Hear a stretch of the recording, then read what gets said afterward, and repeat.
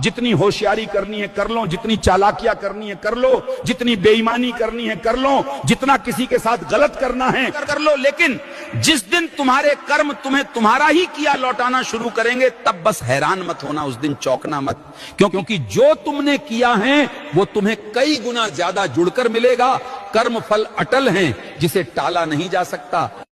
जितनी होशियारी करनी है कर लो, जितनी चालाकियां करनी है कर लो, जितनी बेईमानी करनी है कर लो, जितना किसी के साथ गलत करना है कर लो। लेकिन जिस दिन तुम्हारे कर्म तुम्हें तुम्हारा ही किया लौटाना शुरू करेंगे, तब बस हैरान मत होना, उस दिन चौंकना मत, क्योंकि जो तुमने किया है वो तुम्हें कई गुना ज्यादा जुड़कर मिलेगा।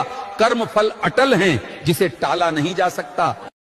जितनी होशियारी करनी है कर लो, जितनी चालाकियां करनी है कर लो, जितनी बेईमानी करनी है कर लो, जितना किसी के साथ गलत करना है कर लो। लेकिन जिस दिन तुम्हारे कर्म तुम्हें तुम्हारा ही किया लौट